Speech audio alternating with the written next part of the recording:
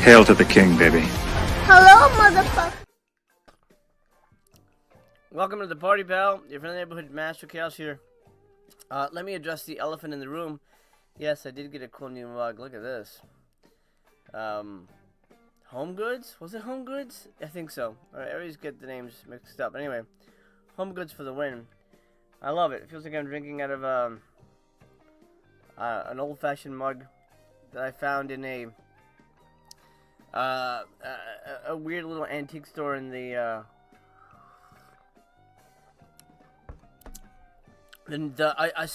rainy New England town. I don't know. It spoke to me and I had to get it. It was only $6. It was the cheapest mug I own. I like it. I collect mugs. Anyway, how are you? Welcome to the party. I hope you're well. Today is August. In my opinion, is the beginning of spooky season. But if you're doing it right, it's always spooky season. Before we continue and discuss the Vinegar Syndrome announcements and the Severance announcements, which I'll explain why I couldn't do Severance. Let me bring in my co-host. I couldn't do this without this gentleman who is, well, I would say forced to buy these things, but he has decided to wholeheartedly buy them without even knowing what they are. Poor Blake. What's up? What's up? What's up?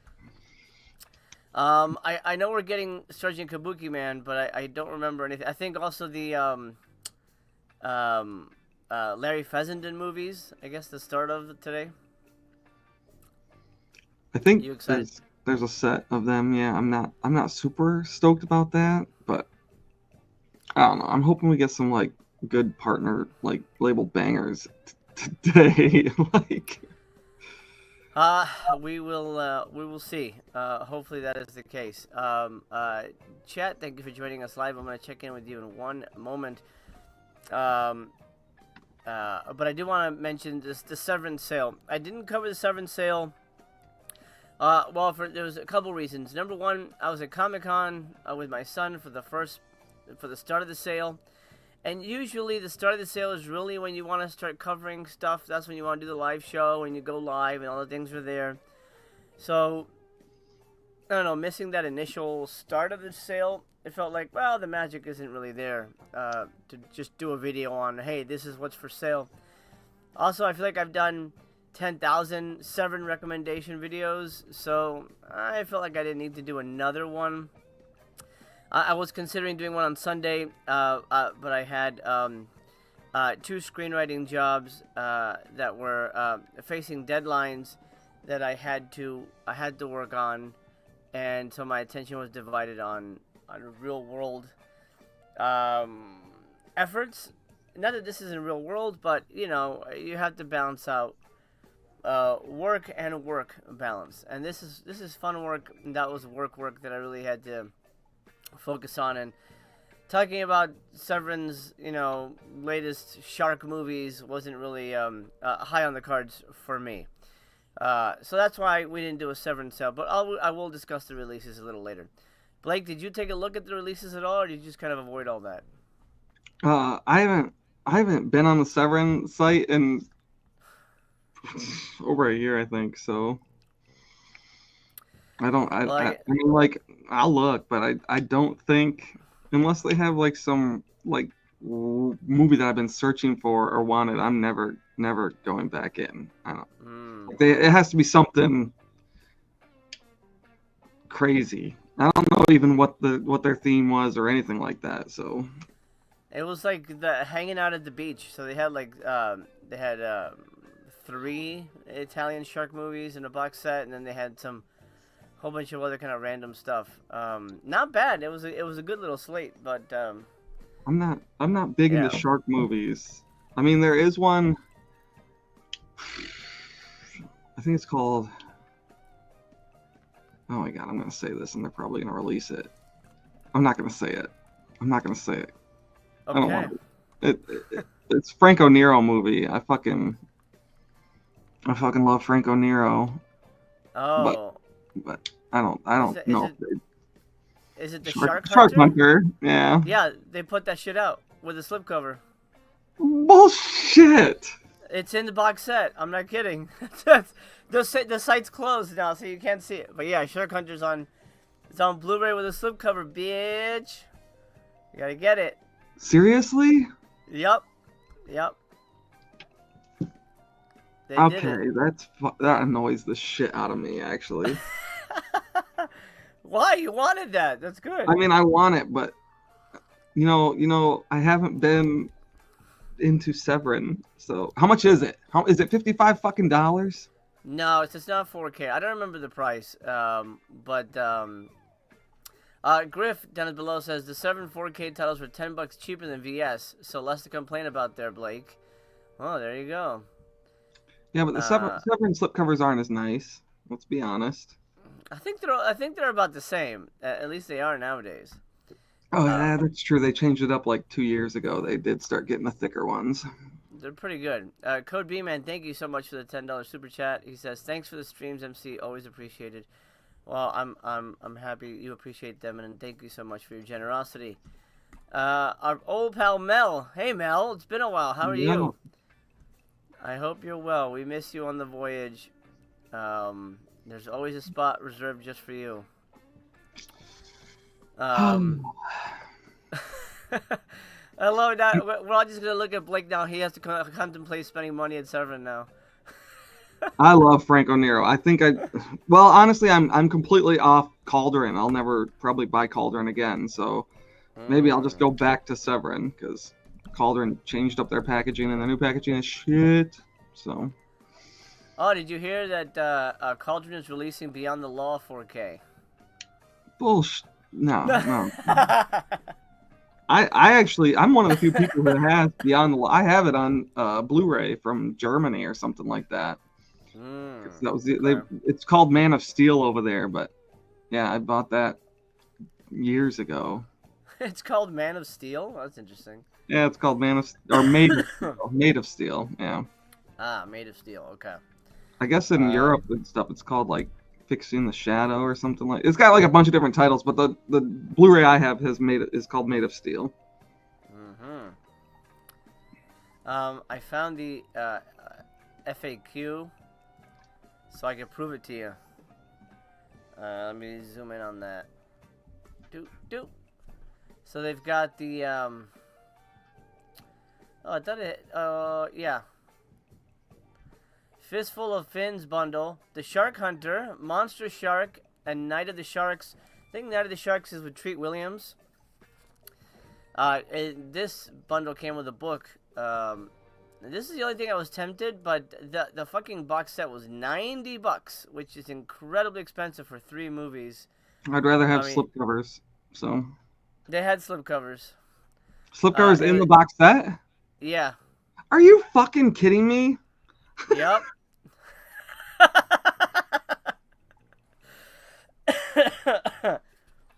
Oh man, you love Severin now. I mean, there's like a 99.9 plus 0.1% chance I'm gonna buy the Shark Hunter. So. Nice. Okay. Well, you gotta catch them all. You might as well get the box set. It'd be cool. What were the other ones in the box set? Because I don't think I know them.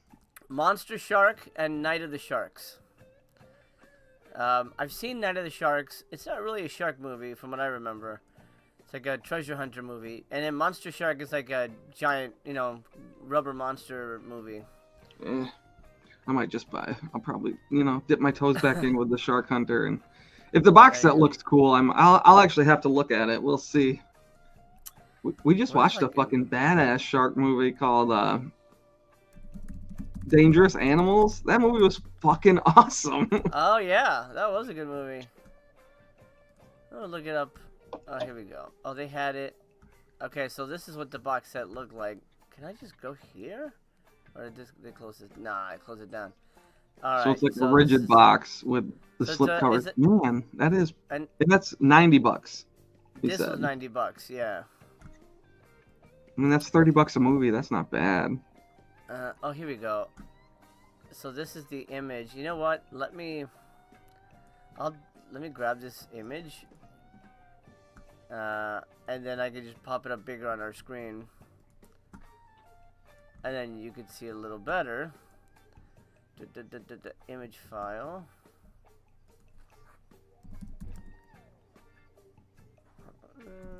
Come on. I just had it. Bundle. Ah, here we go. That's fucking crazy. They made it a web P, which is, I hate when they do that. Come on. Okay, hold on 1 second. I'll have to open it over here. Yeah. So, did you watch that because of Nero, or were you just? Oh yeah, from, yeah. Franco Nero is in my top 5 actors of all time. I've seen all of his fucking movies, and that's one that I've never been able to get, like never been able to own. So. Well, there you go. Now you can own it, and well, I'm gonna blow this up in a minute so you can see it better. And is it gonna pop up? I mean, I definitely like his westerns more, but there you go. It's got him on the cover there. Yeah, he's got that terrible long hair and it looks awful, but I have to buy that. Fuck. Gotta get it, man. I mean, all the covers look badass, so I'm excited for this. I'm gonna pick this up eventually, but not at that price. Cheers to you, Severin. Look at you. Look at you. You done good. Blake is happy. Okay, let me check in with the chat now. Daniel Bell says LFG. Hell yeah. Movie Palace says VSO is possibly Vampire Happening. You know, I've heard of it. I've never seen it. Or Blood and Roses. And the cinematograph is either Citizens Band or Mixed Blood. I've seen Mixed Blood. And I think it's that one because, what's his face? Justin just logged that. But I know he'd seen it before. Somehow that title had come up. It's Paul Morrissey. I think I gave it 3 stars. It's okay. And then he says VSA is a 90s sci-fi adventure. How do you know this though? How are you? How are you picking this up? Were these hinted at? Or is there a place where people hint at this, Blake? I don't know how people. I mean, you can get on what is it, Reddit? There's always Reddit threads, so I don't know where they get the information from, but. Interesting. I'm surprised more stuff doesn't leak, you know, from everybody who works at Severance, but or Vinegar Syndrome. Late 80s horror guesses include Dark Heritage, Rejuvenator. Oh, I like Rejuvenator. I saw it recently, actually. The Jitters, Predator, The Quietest, Judgment Day 88? What the hell's Judgment Day 88? That's not the one with Emilio Estevez, right? No, that was in the 90s, wasn't it? Oh, yeah. I don't know. Yeah. Interesting. I don't know what Jitters even is. I don't know what Predator the Quietest is either. So, I know Rejuvenator, and that's it. And I haven't seen it. I just know of it. Predator the Quietest sounds like something they would release, but come on, there's gotta be only one. There we go. Cliff Twemlow's in it. No shit. Well, it's not that. No, I don't think that's it. I think that's in the Cliff Twemlow box set. Yeah, I think that's in the I might be mistaken, but that's Cliff Twemlow, and that's a thing that Severin put out a while back. Sydney says, cut short mowing the yard to be here. VS may disappoint, but MC and Blake never do. Alright, well, happy to have you here. Vincent Avile is here. Thanks, buddy. Griff says, could today be the day we finally get Tank Girl? I don't care for Tank Girl. What about you, Blake? Are you excited for Tank Girl? It's not a title I need. I'm good. Well, I don't actually. I think I like one movie with her in it, and well, 2, I guess. I guess I like 2 movies with her in it, and it's not Tank Girl. I'm not a fan either, but I don't think it'll be a VSA. If anything, it'd be like a VSU or something. Yeah, if they're gonna release it, I feel like that would be a VSU. Nick McHugh says, "Who's here for a brand new cat shirt?" You know we are. That's why we put it up. What I'd like, you know, the perfect cat shirt would be like, the cat's, you know, turned around and we see its butthole and it's like winking at us, and then like the projector light is shooting out of the cat's butthole. Hell yeah, man! I get that. They made that one T-shirt with like the backside of the fucking like shit. I don't know what they were thinking with that shirt. I have the front side, but I didn't need the back side. Well, since they closed the site down, 3 Vinegar Syndrome releases, 1 VSA. Here it says 1 VSA, 1 VSA. So what the hell does that mean? Maybe that means VSL.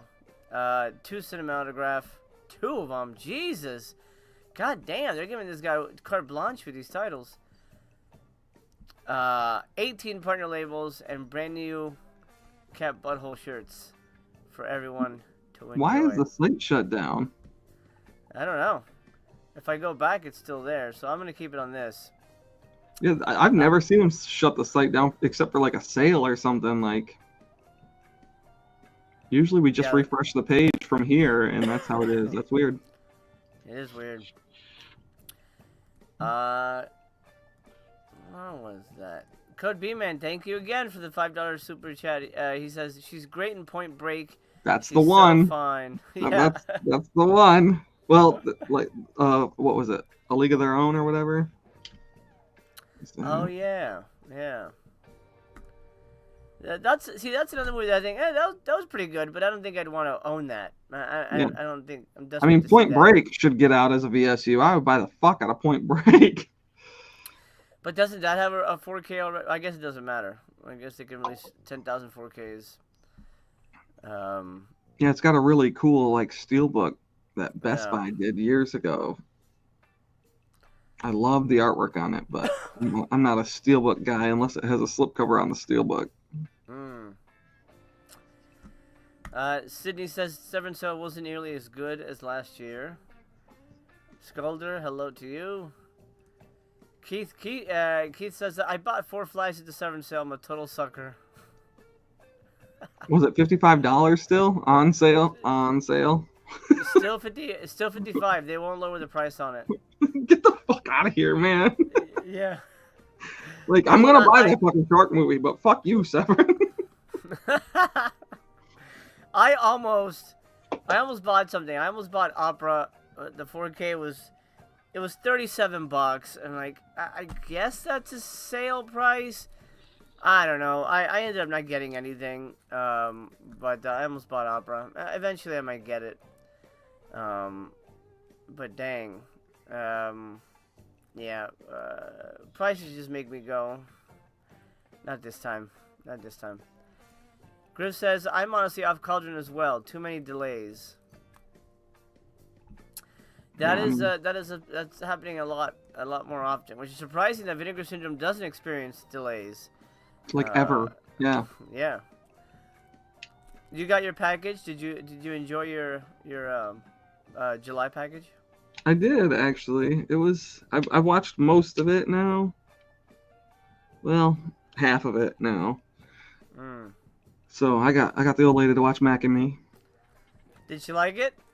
Actually, yeah. Like we watched it with another friend too, and it was we all got a kick out of it. It wasn't like sidekicks. And when we watched, I made them watch the trailer first because they were not about to watch this movie, and I was like, "We'll watch the trailer. You'll love it. You'll love it." And they watched the trailer, and I was sitting there watching the trailer, and I was like, "Fuck, this is gonna be a shit fucking movie." And then they were more into it after watching the trailer, so I was like, "Okay." So we watched it, and you know what? It still holds up as nostalgia. Like nostalgia keeps it there. Like otherwise, I don't think I would care for it. But man, it's fucking good. It's bad, but it's entertaining. Yeah, I was gonna say I don't think anyone's ever called Mac and Me fucking good. I would watch that over E.T. any day, honestly. Yeah. E.T. for me is just a slog. It's so tell me about boring. it. I mean, it's well made, but Jesus, man, it's really sad. And Mac and Me's never boring, and they have the alternate ending on there too. Fucking A. Amazing. Yeah, I'd actually seen it fairly recently. They showed it in theaters about a year ago, and I took my son. And now seeing it in theaters was incredible. To see it with an audience of people who genuinely like Mac, it was great. It was great. What version was it? Was it the alternate ending version or the regular version? I think it was the regular version. Yeah, just a regular one. For some reason, Everybody was I remember it. clapping and... Yeah, I remember the alternate version, like the scene with the police and everything. I remember I remember seeing that. Somehow I saw it before. Might have been on like Laserdisc, because we used to have a bunch of those too. But I wish that ending was in it, because it makes a little more sense than him just like getting. Well, I don't want to spoil it for people who haven't seen it. But it does have the alternate cut on there. It's sourced from VHS for the alternate ending though, which looks terrible, but. And you can find it on YouTube. I think it's been uploaded there. So if you're curious, but I mean, obviously, if you haven't seen the movie, at least watch the movie first. Yeah. Noise Loop says I think it was around 30 for the Shark movie. I think yeah, 28. I'm sold on the Shark movie. The Shark Hunter, that one for sure. I might look into the box set if it's a rigid box with the slip covers in it. I'll probably grab that. Noizoop says you were able to also buy the Shark box for $15 and then wait for the tusk to go on sale later. Oh, that's interesting. Why would they do that? Sell the box by itself. That's so weird to me. Groo says, I thought someone said that it was a flimsy box for the Shark movies. Not sure though. A la the Cemetery Man type case. I don't think it's a flimsy box if people are buying it for $15. It better not be. Yeah, fuck, I'd be so fucking livid, man. Now, Sleepaway Camp. I just did an unboxing for that, and I'm so fucking annoyed that the poster is a reversible poster, so I can't hang up Sleepaway Camp 2 and Sleepaway Camp 3. What the fuck with that? Oh, that sucks. Yeah, it's stupid. What the hell? Like that is so cheap. Yeah, I've never had them. They've never done that before. It's always been individual posters for each movie. This one, nope, it's reversible. That's lame. That's really, really weird.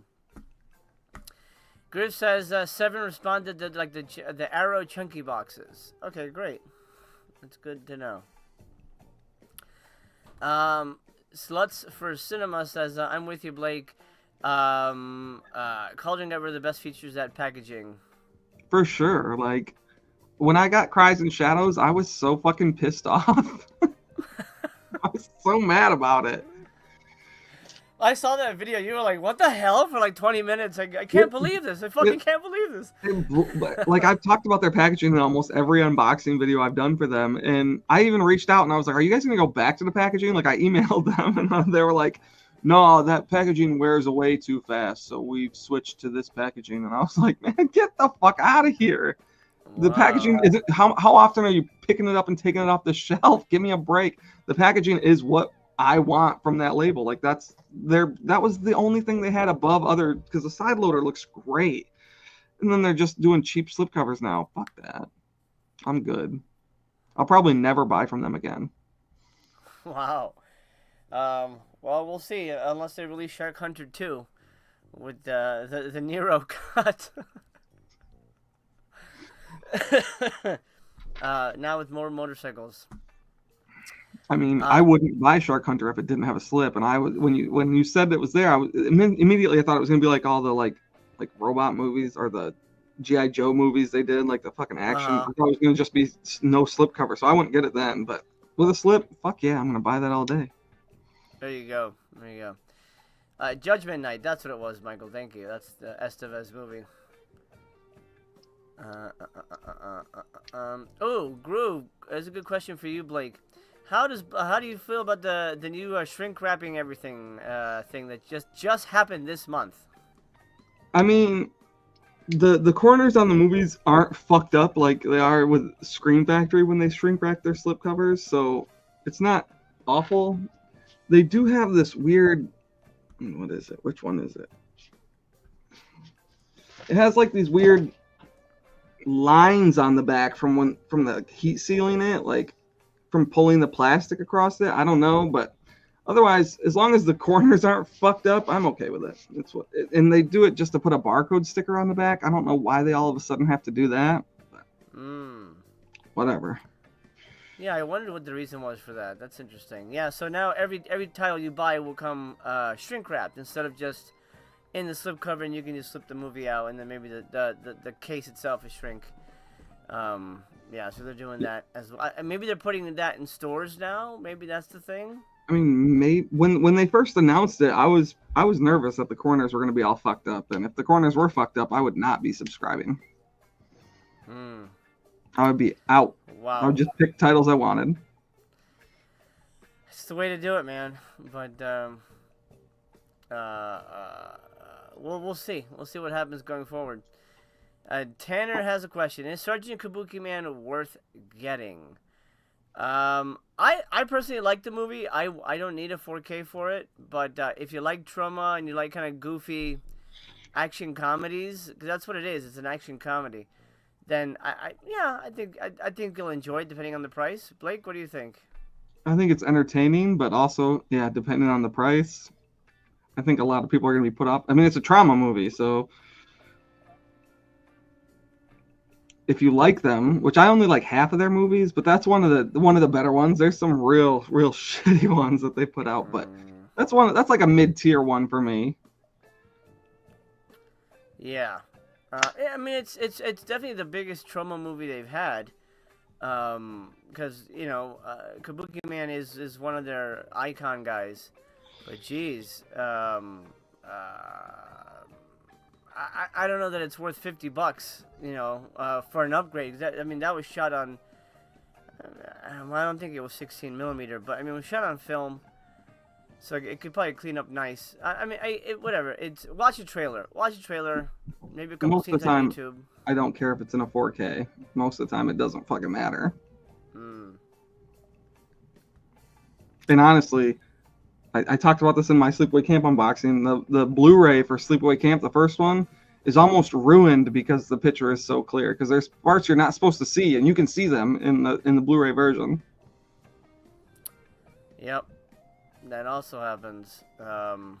Something like with Kabuki Man, the less you see, the better. Movie Palace says Predator: The Quietest is not in the box set. Never had a disc release. All right. I mean, that's good to know. But it would be weird for Vinegar Syndrome to release a Twlo movie after Severance had that box set. I don't know. Maybe they made a deal. Who knows? Who knows? Zach says, prefer it not wrapped, but I'm fine with it. It is weird. It is weird that they would do that. Code B-Man hates it.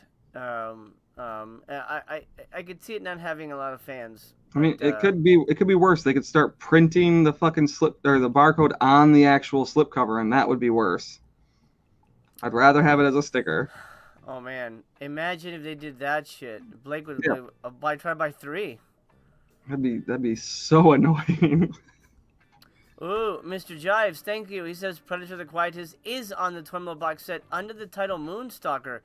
Man, you know what?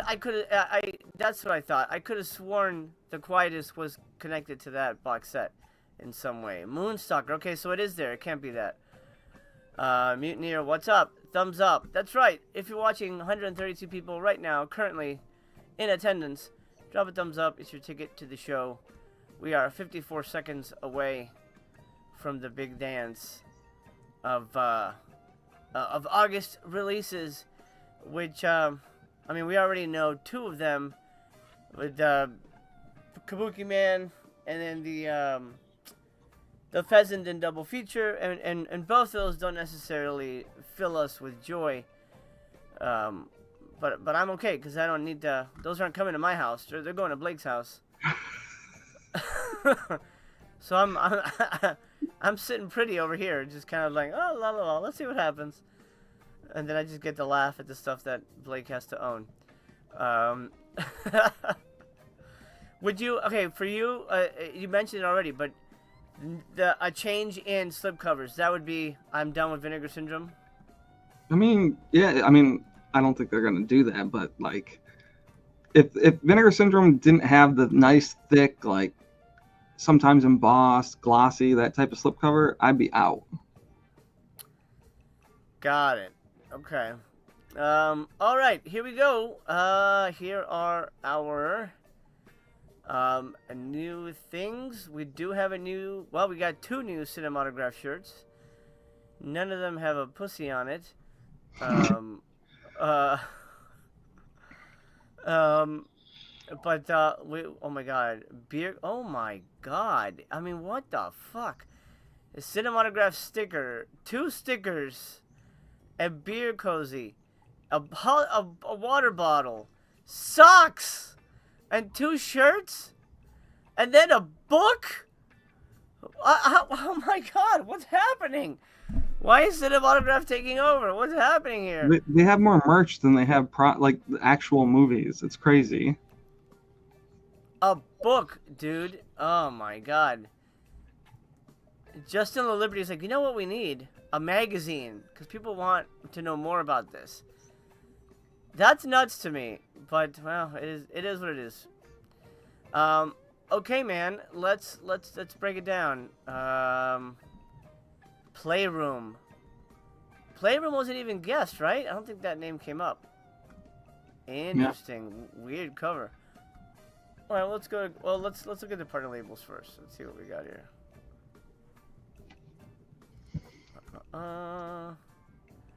Freeze me. I'm gonna zoom in a bit. Anything interesting? Drugorama video party. I might grab that.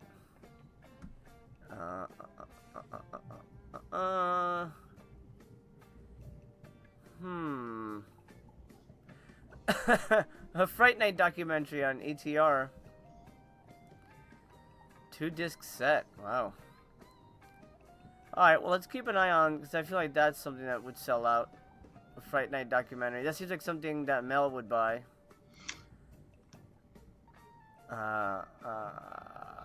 Alright. Cool. Then there's boobs up here. Let me know in the chat down below what you are excited about so far, and we'll start poking through this. Uncle Fister says, "All crap yet again. How surprising." And now this says, "MC, could you interview Pamela Springsteen? I would love to know why she hates the Sleepaway Camp movies." I mean, I could interview her. I don't know her personally. I don't even think she's still in the industry. So I really don't know. I'm pretty sure she hates the movies enough to the point where she's not going to want to do an interview about the movies. Yeah. Otherwise, they would have got it on Scream Factory's release. Right, exactly. I think that's probably going to be really hard. I mean, if I had worked with her, I could have probably asked her. But I don't know if she's still acting anymore. But that sucks because she's so good in them, too. Anyway. Griff says, multiple partner releases from Connie and Film Movement. Justin and Ocean have been trash lately. Yeah, I wouldn't go so far as saying trash, but uninteresting. And I really don't get the preponderance of merchandise. I feel like it's just a little overboard. If you like this back cover, then you'll like this movie, because this is a really good representation of this movie. Wacky and strange and kind of all over the place. I mean, it looks like it's a nice set. Comes with like a book and everything. Here we go.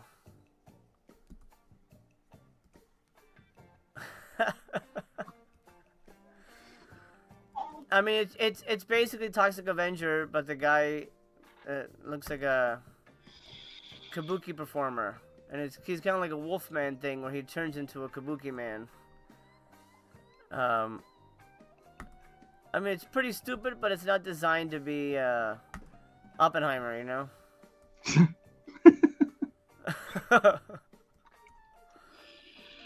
That's some pretty good looking effects.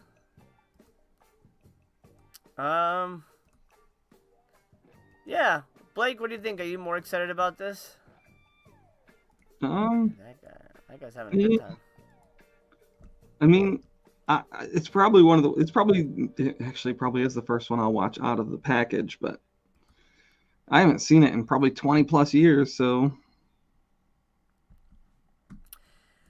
Yeah, it's definitely an oldie. $45 would be the price for those without a discount. Okie dokie. Let's talk about it. When rookie New York City policeman Harry Griswold ends up in the middle of a shootout while attending an evening of Kabuki theater, his attempt to save the life of a critically injured performer yields unintended consequences. The dying man bestows his supernatural powers onto Harry, thus rendering him the chosen one, suddenly finding himself sprouting paper umbrellas and covered in face paint. The formerly clumsy cop is transformed into a crime-fighting superstar with the help of and training of Lotus, the daughter of the deceased actor. But Harry's new gifts also come with a fresh calling as he learns that he alone has the power to defeat the ancient evil one and foil his diabolical plans for bloodthirsty world domination. Yeah, fun little movie, 105 minutes from 1990. Tons of special features here. Region-free Blu-rays. Commentary tracks up the wazoo. One with Kaufman. Brand new featurette with Lloyd Kaufman. Tons of archival stuff as well. And a 40-page book. I mean, not a bad deal if you're a fan of the movie. I certainly ended up paying like $50 for the fucking Freaked 4K. But then again, I love that movie and I needed that. Did you grab that yet, Blake, from Umbrella? Freaked? Yeah. No, I have not ordered it yet. That's okay. You don't have to like good movies. I love the movie. Well, it's available now, so go grab it before it sells out. There's one version that's like $80 and it comes with posters and shit. I got the regular one with just the slipcover. I don't need all the bells and whistles. But definitely had to get that. Larry Fessenden, the films of Volume 1, Habit and Notetelling. Solid indie filmmaker. But I've seen The Habit, but it's been years. Oh,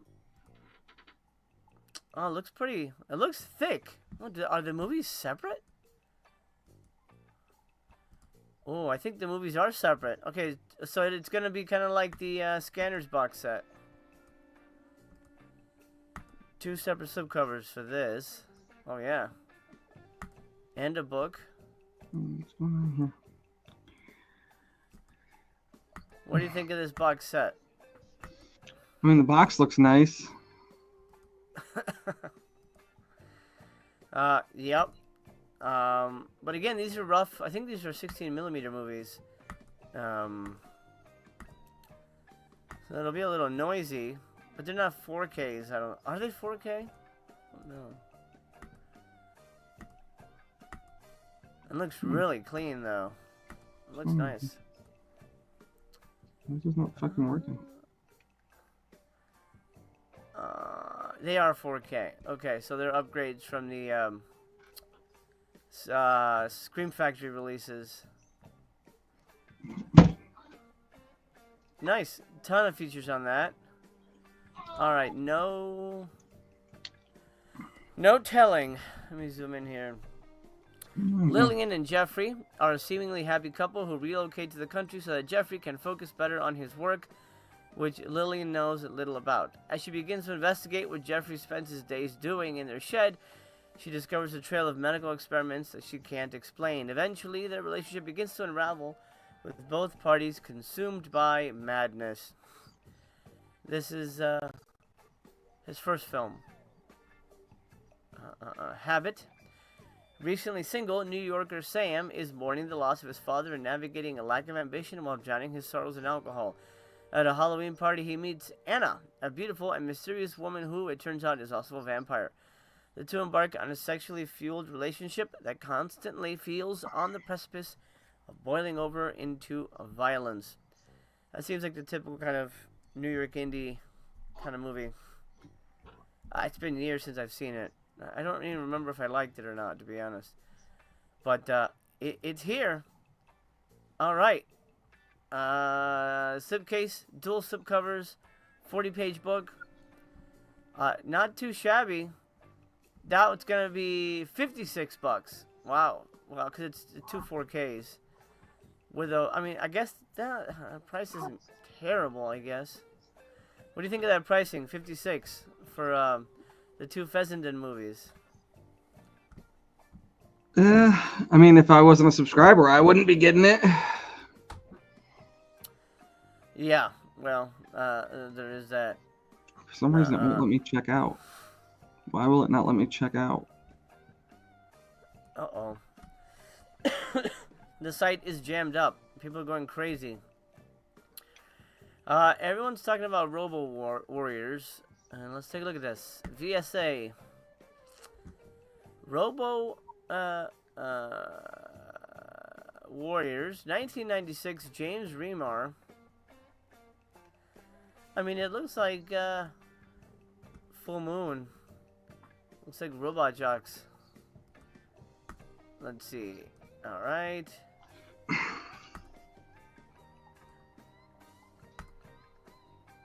Oh, it's pretty good looking robots. Got some aliens. I'll be right back. Yeah.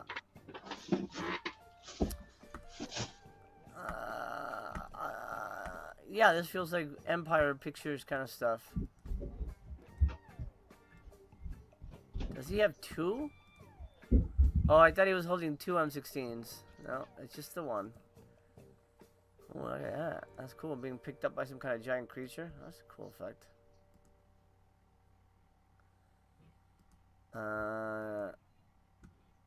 Aliens. Looking good. Yeah, it looks like Robot Jocks to me. Yeah, it might be better. Okay, let's talk about it. It is the year 2036, and Earth is under harsh occupation by a reptilian alien race called the Pterodax. Years before, all interplanetary warfare was reduced to a face-off between two 30-story tall gladiator robots, each piloted by a single fighter. One of those fighters, a Robo Warrior from Earth, once upon a time fought back against these invaders. But these were just dusty old stories told by Charlie to his 12-year-old grandson, Zach. As the Pterodax have eliminated all but one final Robo Warrior, Ray Gibson, who has been in hiding for years. Zach sets out on a perilous mission to find Gibson and the mythic Earthbot, which is humankind's final chance to free itself from the cruel Pterodax and once again control its own destiny. Ah, look at this. It really was Empire Pictures. Based on characters originally penned by Stuart Gordon a decade earlier, Robo Warriors is a standout piece of futuristic science fiction for the 90s era direct-to-video weirdness. So there you go. So there is a link to Robot Jocks and all that stuff. It could be fun. I'll wait to hear reviews on it. Commentary track, 42-minute making of documentary, double-sided poster. Were you able to check out? Yeah, but not with PayPal. PayPal's down. At least it was for me. There's a bunch of outages all over for PayPal. That's weird. But people should hurry up and get the Revealer movie if they want it. Oh, it's only 11 copies left. What is the Revealer? It's a partner label. How many copies is it? There's 11. 11 left. For that one, the bundle. Oh, for the cassette. What the hell's the Revealer, though? Yeah, but the bundle was the same price as it without the bundle. No, it says limited slipcover is $29, and then with the cassette, it's $40. Nope, that wasn't what I paid for it. Oh, well, maybe that was a special for you. I mean, it's still on my screen as the price right there. Wow. They must have fucked up at launch and must have corrected it. Well, yeah, get it now if you really want that cassette. I don't even have a cassette player.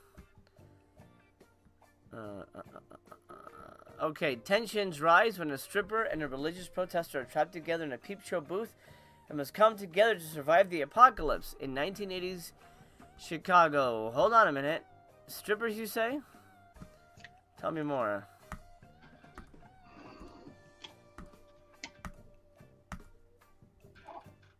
I had not heard of this movie. I'm not familiar. Have you seen this before? I have not. But it's Shudder, and Shudder usually has the good one. I mean, like, Shudder's newer movies, but so far I don't think I've hated one of them that I bought. So I just quickly looked through the screen grabs and was like, man, $20.99? Yeah, I'm going to grab that.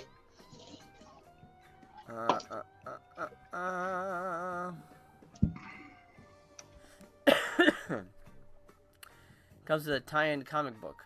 Pretty cool. Well, we gotta get our first sellout.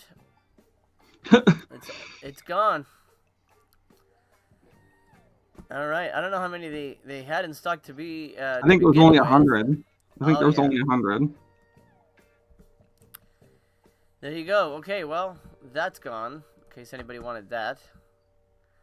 Midlife says, Revealer is good. I watched it streaming. All right, cool. Good. Because I just bought it, so it better be good. At least watchable. Midlife says it was $29.99 for subs for both the cassette and bundle. Ah, I see. There you go.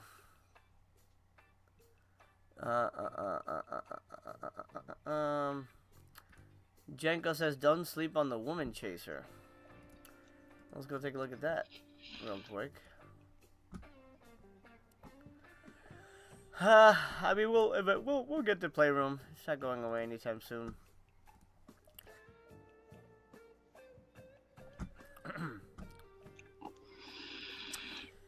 Woman Chaser Cinematograph presents. Does it come with a book?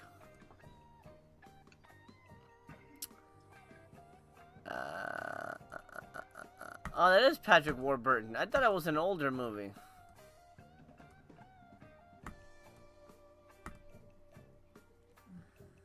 Looks like it does come with a book.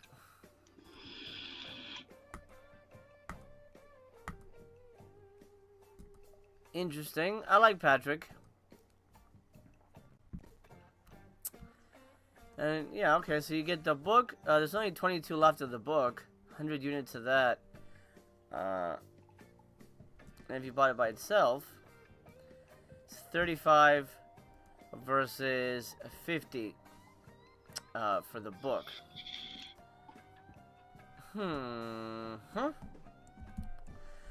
Richard Hudson, a shady used car salesman and aspiring filmmaker living in 1950s Los Angeles, writes the script for his first film, a tawdry drama about a truck driver who kills a young girl, titled The Man Who Got Away. Hudson's path to becoming Tinseltown's newest auteur is fraught with challenges. His film is deemed uncommercial, his sexual trysts keep piling up, and his relationships with various family members manage to get worse by the day. Hudson will stop at nothing to see his vision through, even if it means destroying everything and everyone in his path, including Hollywood itself. Actually, that sounds kind of fun. From 1990. I had not heard about this movie. From the guy who wrote Cockfighter. Okay. I love dark show business movies. Yeah, sounds interesting. Something I want to see. I don't know that I need to own it, but it does sound quite interesting. Blake, are you convinced by The Woman Chaser? No. Cinematograph's got to be movies like Drop Zone, or I'm just not gonna buy. The price makes it not even worth blind buying. Yeah. Even with the subscriber discount, I just wouldn't. I get that. Yeah, let's see if I can find it on Amazon or something, Tubi or something. DJ says, I forgot it was New VS Day. I flipped on the stream, loved the stream, and opened up the site to be greeted by more shit. Yeah, it's, it is a mixed bag. And I don't know. There's something about the Fessenden movies that just don't fit here. Or maybe, if anything, the cinematograph. But I think Kabuki Man certainly fits. I wonder if Trauma's pissed off that Vinegar Syndrome is doing a better job packaging their movies. Maybe not pissed off, but certainly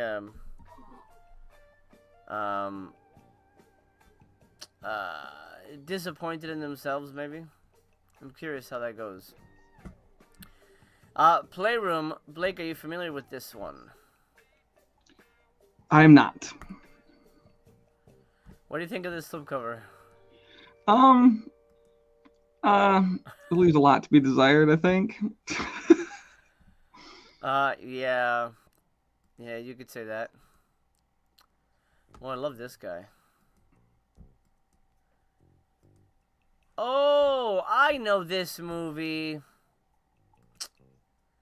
You know, I've seen... Yeah, the little fucking old baby. Yeah. I think I've seen this recently. Hold on. Yep, I give it 3 stars. Yeah. It's one of those movies that takes about an hour before it really gets started. Yeah. I it didn't have the cover I'm familiar with. Maybe the slip will have it. Look at that fucking guy. Jesus Christ.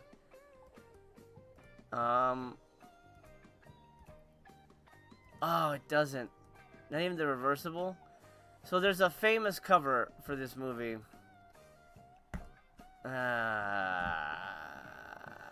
Fine, I'll look it up here.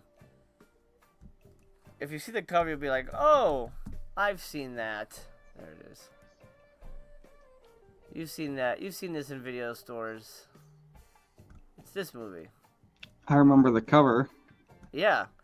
Yeah, this is the kind of thing you'd see in VSA. Like, oh yeah, that's been in video stores. 3-star movie, though. It's about a haunted baby or some kind of weird baby monster.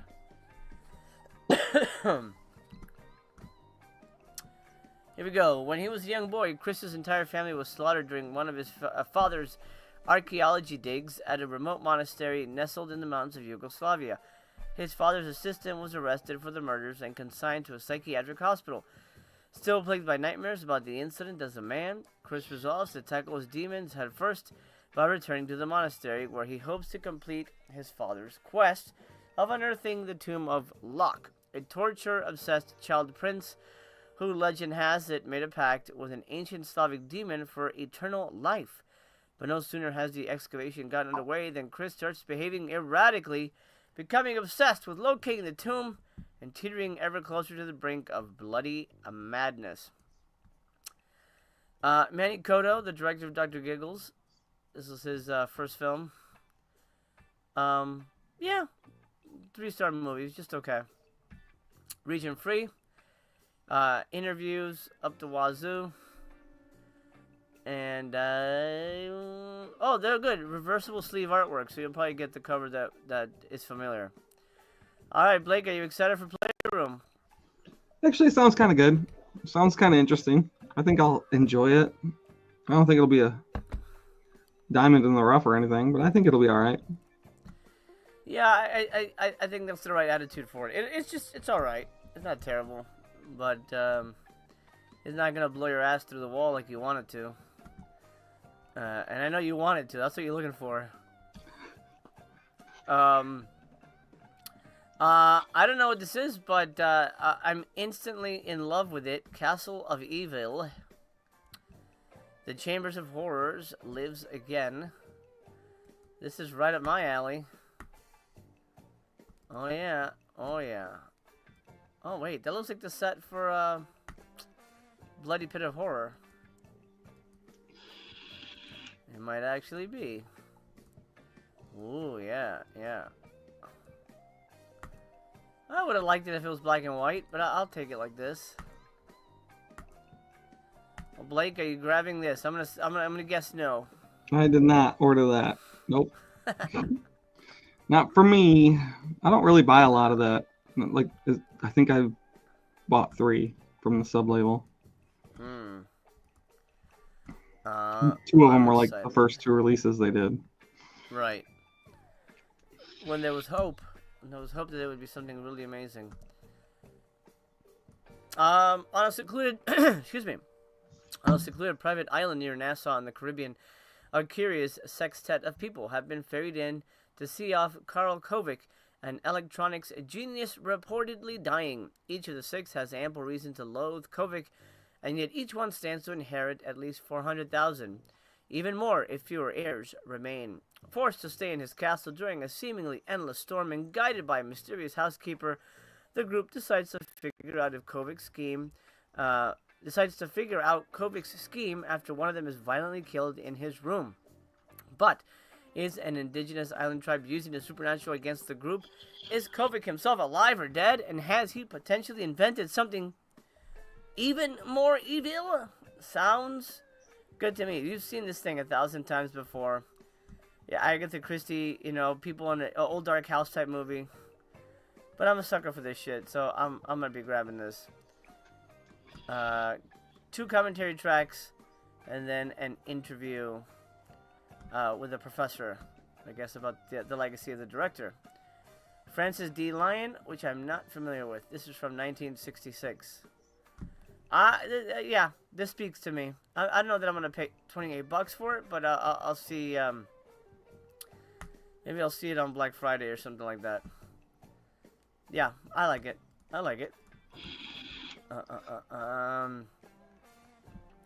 Movie Palace says the Fright Night doc is from years ago. Had a Kickstarter. It's been on Shudder. Yeah, I didn't think it was new, but Mel says love Playroom. That slip sucks. Yeah, there you go. Mel, are you gonna get the Fright Night documentary? That seems like your kind of thing. DJ says, the Toxic Avenger box set packaging might be the worst packaging I have in my collection. Trauma put the movies in flimsy cases, and the box is basically paper. Ugh. I did not pick that up. Blake, do you have that? Which one? The Toxic Avenger? No, I didn't buy that. Yeah. That is a bummer. Then luckily other people are doing better with their releases. Jason says, not ordering anything today. The good news is that my order from the last sale arrives today, which wasn't much of a sale, but I got a few things. That's great, man. I hope you will enjoy that. Charlie says, we'll definitely pick up Castle of Evil during a sale. Munir says, I'll probably get Castle of Evil, Playroom, and the cat movies. Cat movies? What cat movies? And maybe Larry stuff when they go on sale. Did we miss some cat movies? Uh-oh. I'll have to check those out. Mel says, I might get the Fright Night for nostalgia. I don't tend to rewatch docs. Yeah, that's my issue too. Even if it's amazing, I probably don't revisit it much. It's like a special feature. How often do you rewatch a special feature? Probably none at all. Alrighty. Unless it's got boobies in it, and then I know Mel would like to watch it, but here's Paul Morrissey's Mixed Blood. It's fine. Another kind of 3-star movie. It's basically like a whole bunch of gangs. You got like the Latino gang, the Mexican gangs, and they all like. I think it's like a Romeo and Juliet story, if I remember correctly. It's alright. Rita La Punta, a Brazilian single mother living in New York's Alphabet City, resides with her drug-dealing son, Thiago, and his gang of teenage delinquents. In an attempt to control the drug trade below 14th Street, Rita goes against the leader of a rival neighborhood gang, Juan the Bullet, spurring a turf war. When Carol, a friend of a drug lord known as the German, expresses an interest in Thiago, things become even more complicated. So there you go. It's rival drug gangs. Young Luigi here, from 1984. Region A Blu-rays and a 4K. This is in 4K. Archival interviews with Morrissey, and then a ton of other interviews with people with a new commentary track as well. Mixed Blood, are you getting this, Blake? No. For No. a second, No. I'm like, oh. Like, I was interested by the title, but it's just not something I'd ever watch more than once. Yeah. Slut says, next season, y'all need to reboot Voyage with the original crew. I recently binged the first 2 seasons, and those were the days. Bring back Mel and OGP. Sluts, it wasn't up to us. That's all. That's what I'll say. Nobody was kicked out of Voyage. I'll put it that way. Some people just can't hack it. You know, they're not made of sterner stuff. That's okay. That's okay.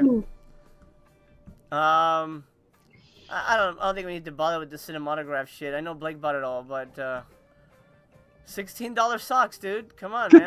Like, come on. Who wears this shit? Nobody. I know one guy who bought 6 pairs. Justin Liberty. Oh. He sewed them himself. He made them. He's handmade them. That's ridiculous. That's just fucking stupid, dude. They need to make pants so that somebody can have the full outfit. No, I'm not gonna waste money. I was gonna say if they pull out pants, I'll buy a full cinematograph outfit and do an out-and-about video of me traveling around town. You can just go up to random people and go, "Do you know about cinematograph?" Hey, you're not wearing a cinematograph shirt? What the hell, bro? Oh my god. Ridiculous. But I am curious what... Okay, let's look at the shirts, because to me this is always entertaining. Alright. And the back is... Who the hell is that?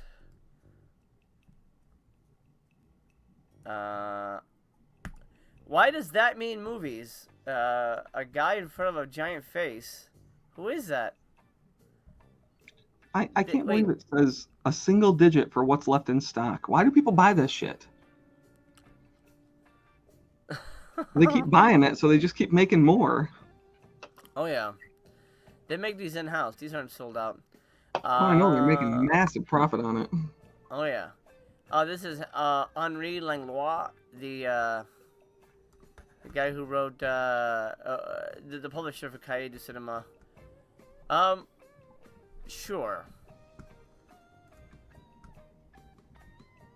Sure, man. That's tell me you're a snob without telling me you're a snob. Do you own more than one cinematograph shirt? Alright. Camera head guy. And the back says, a film is never really good unless the camera is an eye in the head of a poet. Yeah. That shirt's better than the other one. Yeah. Good quote. You know what it's missing though? Like a cat. A cat like spread eagle. I was just saying, if they wanted to sell the shirt, that's, you know, would have been easy. A $10 magazine that I think is just written by Justin Liberty. There's a couple of other, like, couple of interviews here, but it's the inaugural edition of the Cinematograph Film Journal, edited by Justin in this premiere edition. 48 pages, man. 48 pages for $10. Nah, man. That doesn't feel right to me. Do you ever get the impression that Justin Liberty wants to leave Vinegar Syndrome and like start Cinematograph as his own thing? Wouldn't that be interesting? Maybe. I feel like he likes Cinematograph more than Vinegar Syndrome, so... I mean, like they're obviously putting the funds to try and turn it into the next Vinegar Syndrome, but I don't think it'll ever happen. No, not with these choices. Mel, stop telling lies. I didn't. Nobody kicked you out. Nobody kicked you out. You kicked you out. Every month. She couldn't hack it for one day out of the month, guys. Remember that. Yeah, she was too busy that one day.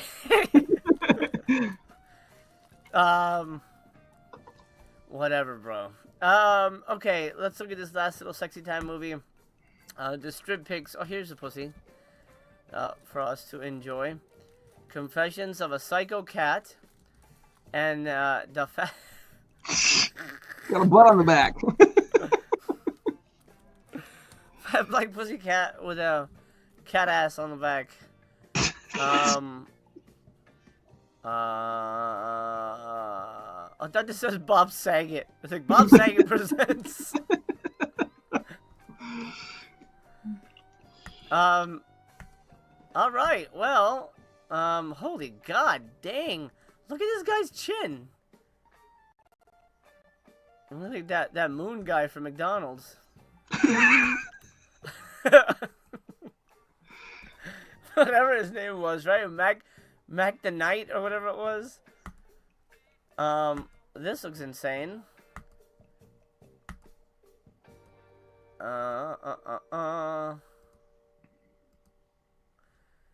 Hey, look. This is a still. This is what I looked like when Mel said she was quitting. I was like, what? Exactly what I was looking like. ripped from my life. And then we all cried. You know, this kind of speaks to me. This kind of I love these 60s roughies kind of shit.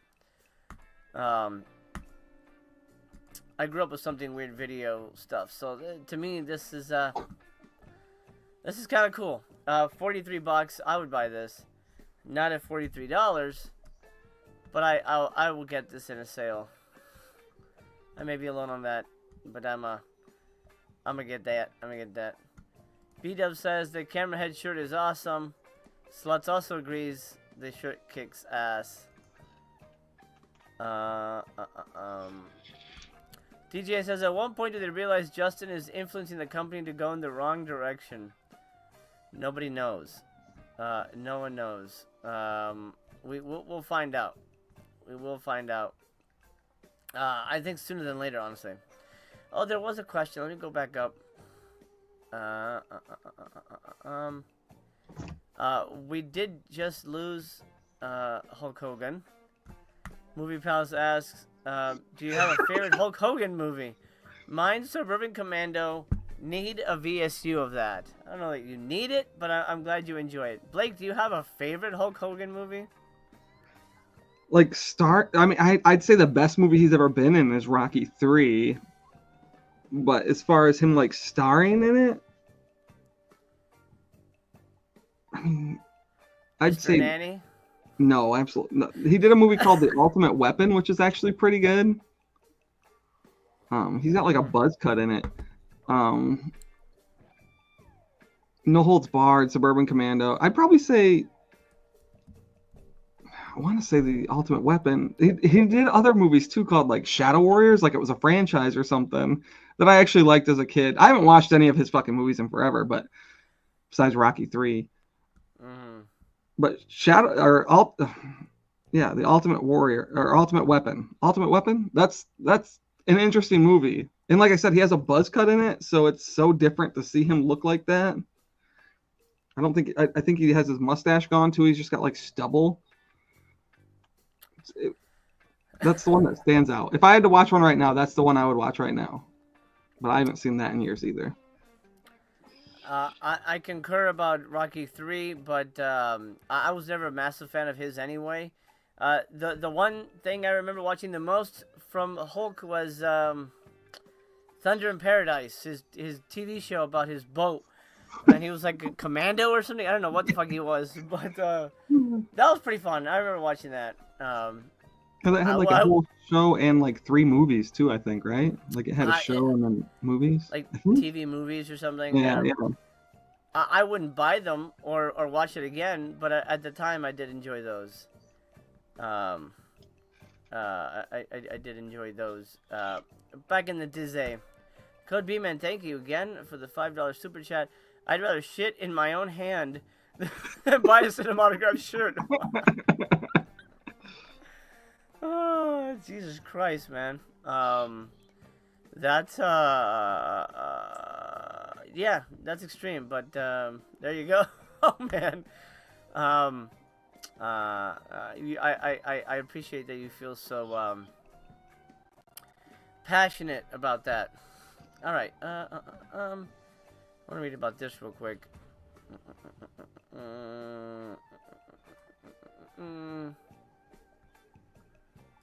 Let me do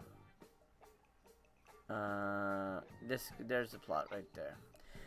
A mysterious woman gathers a trio of misfits and offers them the chance to compete in a strange survival competition for the prize of $100,000. But there's a deadly catch as she set up a series of fatal traps, each reflecting the vices of her participants. Will anyone survive the fiendish clutches of this psycho cat? A gritty New York set adaptation of The Most Dangerous Game? Oh yeah! Okay, that's exciting. Confessions began life as a straight murder thriller before being transformed into a terrific, sleazy mix of bloody killings and drug-fueled sex, even featuring legendary boxer Jake LaMotta. Wow. Black glove killers on the loose, stalking and slashing young hep cat couples in Greenwich Village. With a black cat strangely found prowling near each corpse, a detective goes undercover in the youth scene to try to sniff out the fiendish assailant. That sounds fun. And then originally a more traditional whodunit set in a then trend-setting early 60s village beat scene, The Fat Black Pussycat proved a box office flop and was retooled into a delectably crass proto-slasher giallo, complete with nudity and several splashy new slice and dice killings. That sounds awesome. I'm excited for both.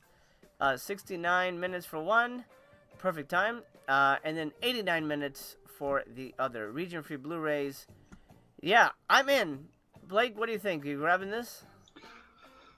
You know, it sounds awesome actually. Like that one sounds good. I might add it onto my order. I already placed my order, and I wasn't really interested in it. But now that you read it, I might have to get it because that sounds kind of cool. It does. Yeah, even more exciting. I like that it's proto giallo kind of black and white stuff. It's exciting. Mutineer, thank you for the $5. He says, thanks for all the streams, MC. Also, thumbs up reminder while I'm here. Well, thank you, Mutineer, and thanks to everyone who's dropped a thumbs up already. Do drop a thumbs up if you haven't already. It's your ticket to the show. 121 people in the audience currently. Zach says he's having issues with the payment process as well. Took him 20 minutes to check out. Interesting. Is anybody else having issues? Yeah, it was just PayPal for me. Like the PayPal, which I use every time, wasn't gonna work. So it was just loading and loading and loading.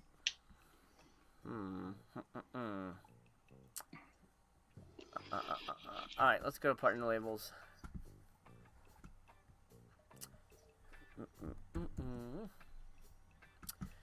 I'm just gonna highlight the stuff that jumps out to me. If there's something you guys want me to take a closer look at, let me know. But I'm gonna go to Agfa first. 4 movies, not bad. Far Out Trips, Help Wanted Female Hedonistic Pleasures, Alice in Acid Land, and The Hard Road. Something Weird Video Classics. I mean, they're not gonna be good, but I like these kind of movies. Oh, look at that! That's super close. Help Wanted, dementedly campy and just plain demented. The sexploitation murder party stars Sebastian Gregory as an LSD-fueled serial killer. named Sebastian Gregory. All right. Hedonistic pleasures. This is Hollywood, baby, the world's biggest whore. So begins his bizarro psychedelic documentary about La La Land's sexual underground. All right. Alice in Acidland, one part after-school special and all parts unreal. This dreamy riff on Lewis Carroll's classic follows a drug-crazed sex kitten as she plunges headfirst down the wrong rabbit hole. And then Hard Road, the ultimate collision between exploitation and classroom scare films. This, knockout by director Gary Graver, features a role by Liz Rennie. And more pill-popping than Valley of the Dolls. Ah, fuck it, I'm in. That's right up my alley. Blake, I don't think you're grabbing this. Nope, absolutely not. I'm shocked. I'm shocked that you don't like this kind of thing. I know you're not a big AGFA guy in general, though. Nah, I think the last AGFA title I bought was She Freak like 4 years ago. A classic. A classic. Oh, Wes says we're getting a VS store in Pittsburgh. Oh, really? I didn't realize that they were branching out into more physical media. That's pretty good. Probably has something to do with the barcodes. Yeah. Yeah. That might be it. DJ says Alice in Acidland is actually crazy. Oh, there we go. Vin Cinephile says PayPal didn't work for me either. What are you buying, Vin Cinephile? I know you've been poo-pooing Vinegar recently. I'm curious what floated your boat. Did you grab any partner titles, Blake? Did I? Yeah. Yeah. Yep, I got 2. I got the Revealer bundle, and I bought the Fright Night documentary. Ah, nice. Okay. How is that selling? Let's take a look at that. Not as fast as I thought it would. $32? What the hell?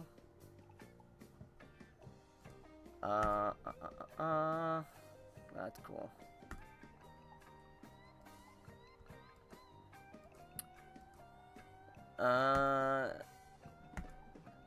Well, if it's on Shudder, I mean, it's definitely something I'd want to watch, but... Whoa, 232 minutes? What the hell? That's long, dude.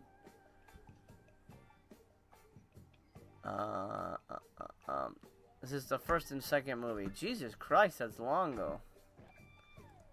Are you gonna watch all that? I mean, yeah. You have to now.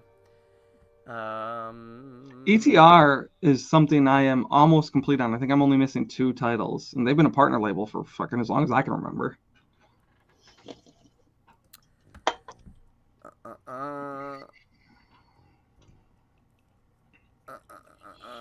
Alright, yeah, so this is the making of Fright Night 1 and 2. Just extensive looks. Interviews with, even Tracy Lind. Oh man, I wonder what she's up to these days. Yeah, Julie Carmen. Yeah, pretty much everybody. Oh, that's cool. Came out in 2016. That's cool. Well, I expect that will sell well.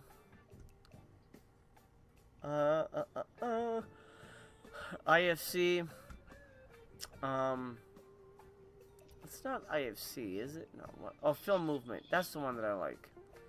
Film Movement always puts out really interesting stuff, in my opinion. Emu War. This is an Umbrella release. Where do you stand on Umbrella? Are you just kind of like picking what you like, or are you trying to get? Yeah, I just pick and choose. Like this didn't look good to me. What are you talking about? Why didn't it look good to you? Well.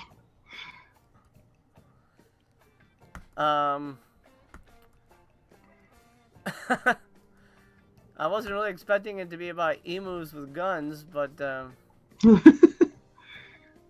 mean, now you kind of have my my attention, movie. Based on the real-life tale when Australia declared war on the native emu, the Emu War is a hilarious farce for fans of Sharknado and Snakes on a Plane. A platoon of soldiers descend deep into enemy territory in order to kill the emu leader, the Queen Emu. Well, it seems like it's very kind of Naked Gun humorish. 72 minutes. Region free. It's something I'd like to watch, but yeah, I don't think I want to buy it. At least not anytime soon. Vincentophiles grabbing Kabuki Man, Revealer, and Castle of Evil. Also the camera shirt. Alright, there you go. Blockbuster late fee. PayPal is a no-go. Interesting. That is really weird that that's happening. I think, what was it? Was it Grindhouse Video? I think had issues with PayPal at one point. Okay, Takashi Ishii, Freeze Me. I know this movie.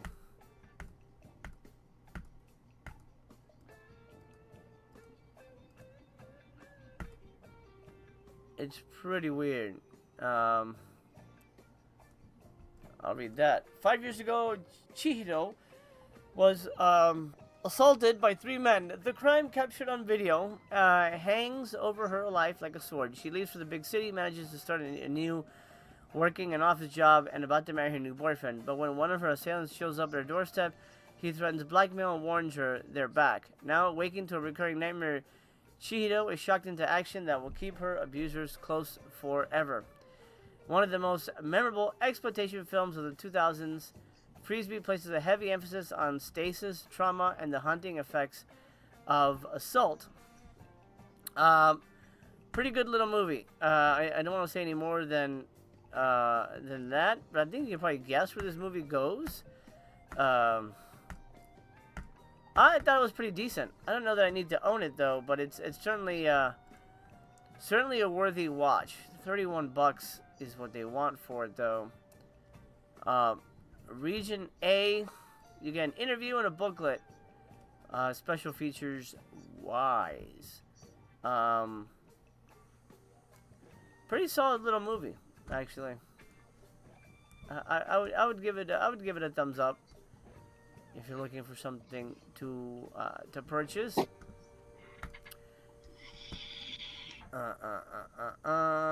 Keith says, I'm almost complete on Cinematograph merch. I'm only missing the cat butthole drink coaster. Oh man, you gotta grab it. You gotta grab it, man. Disappointing if you don't grab it. The Gulspang Miracle. I don't even know if I'm pronouncing that correctly, but oh, interesting. Okay, all right. I don't know. A haunting unsolved crime. One of the twistiest documentaries. Ooh, interesting. A seemingly divine premonition leads Norwegian sisters Kari and May to buy an apartment in the small Swedish town of Gulspang. Hold on, I set off my stupid Siri. Okay. Goodbye, Siri. Alright. A seemingly divine premonition leads Norwegian sisters to buy an apartment in Gulspang. To their surprise, the seller looks remarkably similar to their older sister Astrid, who committed suicide 30 years earlier. What's even more odd is that this doppelganger used to go by Lita, the same nickname as their deceased sister. It's a riveting, one-of-a-kind documentary that is complete with Lynchian echoes of Twin Peaks from 2023. That sounds kind of awesome, actually. I'd like to watch that. But I don't know that I want to. Again, I don't want to buy it for 29 buckaroos. That sounds kind of awesome. That sounds kind of awesome. Let's see. Oh, Charlie says Gulspang Miracle is good. Alright. Dan says Cinematograph releases is saving me money. Well, that's good. Zach says couldn't get the Revealer bundle because of the payment issue. Sold out while I was trying to check out. That sucks, man. That is really weird. Maybe they'll make a note of it. Maybe they'll, I don't know if they'll make a statement about PayPal issues. Who knows? Who knows? Let's see. Nothing else really jumps out at me. as intriguing. Canadian International Pictures has one. VHS Hitfest has one. Brainstorm Media. Brainstorm Media. Are they new? I don't. Do you remember Brainstorm Media, Blake? I don't. Not off the top of my head. They might be newer, but usually they announce when they have like a new partner label coming in. Yeah.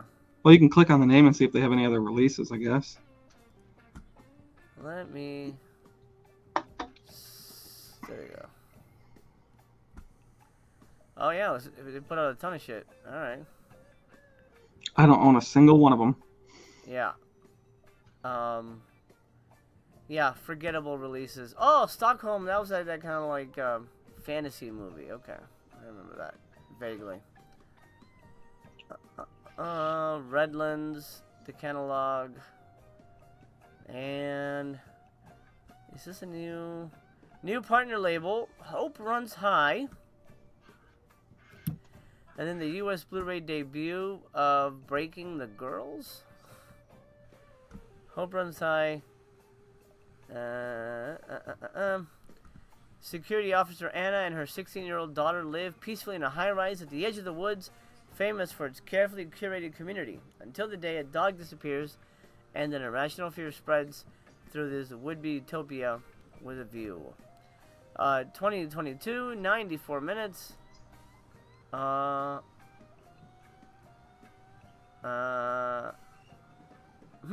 might as well be dead. And there's nudity on the cover. So, there you go. Probably good, but I don't know anything about it. Whatever happened to, like, what was it, Subculture? What happened to that label? I think they did like 2 releases or some shit. They had that fucking awesome one, Deadlock or whatever, and then they never followed up with anything good. That was such a came shame, out man. 3 years ago. Like, are they still a partner label? I guess I could look. I think they're still on here, but yeah, they haven't released shit. That's a shame. That was so good. But I have no fear. Saturn's Core is still releasing stuff.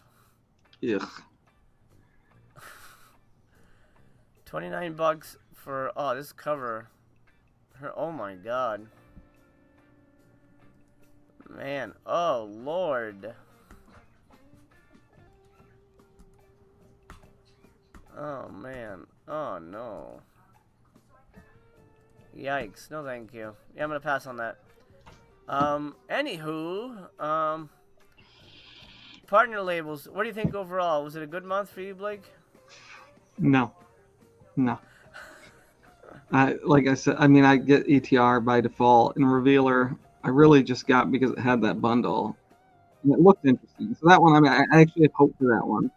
But as far as like VS titles too, it's like, I don't think it's going to be like, I don't think they're going to be terrible movies, but it's like, nothing really exciting this. No,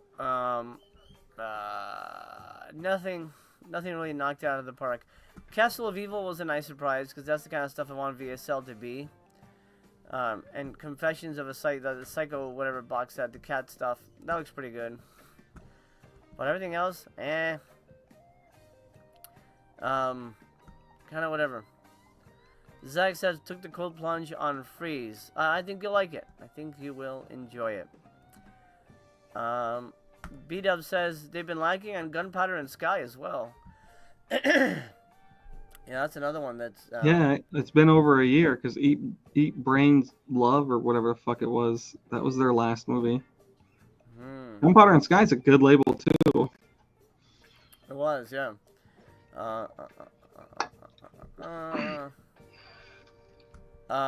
Did everybody get their Black Friday, not their Black Friday, their whatever, the July sale boxes? I'm curious if everybody's still waiting. I'm curious. There's gotta be some people still out there waiting. Who knows? Waxa Abraham says, my VS order from the last sale just got delivered after being on tour for almost a month. Lost in transit to Puerto Rico and then back to U.S. mainland. Well, that's weird, but I'm glad you got that back and you got that You got that at all. You didn't have to worry about tracking them down and saying, hey, I never got this, I never got that. Keith says, got mine last week. My Severance Sale order also shipped. Oh, well, that's awesome. Congratulations. One of the reasons I didn't buy it because I didn't want to wait too long. And at the end of this month, I'm going to the Severance Super Shock Festival they do every year, the triple feature, which hopefully I'll do a video on. And I'm probably going to buy the shark movies there. Hopefully they'll be at a discount. So I really don't want to pay $90 for that. My wife doesn't want me to pay $90 for that. So that's how we'll do that. All right. I think that's it for August. I have no idea what's coming next month. I already forgot the list, but I know it's more Larry Fessenden box sets, which I knew was sort of going to be not so much a wet blanket, but just kind of not an interesting element to convince people to subscribe. Blake, do you think the second half of the year is going to be rough? I think so. I think they'll have like one that everyone's like all excited about, but otherwise it'll just be a bunch of filler. They'll drop that one in like November or something to really try and tack people on in January. They always do. It's a shame that it wasn't Freaked. I think that would have sold incredibly well for them. Yeah, that would have sold out. I think it would have.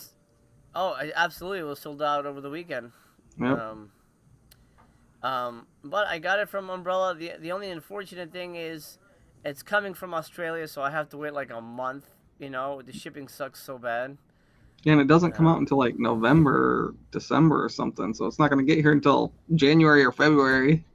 Yeah. That's okay. I've waited long enough for it. I could wait a little bit more. But it is what it is. What do you got going on your channel, man? My VS unboxing, I'm editing. I was editing it before we jumped on here, actually, so that'll probably be up in the next couple days. I did the Scream Factory unboxing. I have a video that I want to put out soon, but I'm not done with it, so that's something. But otherwise, yeah, it's just unboxings, and I might throw a couple reviews on there. My old lady and I did a review. We just shot a review for Happy Gilmore 2, so that might go up soon too. I have not seen that yet, but I'm hearing a lot of mixed things about it. Yeah, it's like a half and half as far as my friends. Half of them were like, "This is stupid." Half of them loved it. And if you want to know how I feel, I think I put it on Letterboxd, or you can watch my review when it comes out. I know how you felt, but I won't say anything. I'll keep the suspense so people can watch the video. All right. As for me, August brings Voyage back to this channel on the 10th. Voyage, I believe it's 35. Yep. I got a pair of doozies for us. Gramps goes to college and Cool Cat saves the kids. Oh man, I really try to find only the best movies for that. So I'm hoping everybody will. Honestly, I hope everybody hates it. I mean, that's the reason I'm putting these movies out into the world. Well, I watched it last night, so. Oh yeah, you saw Cool Cat. I watched that one last night. Yeah.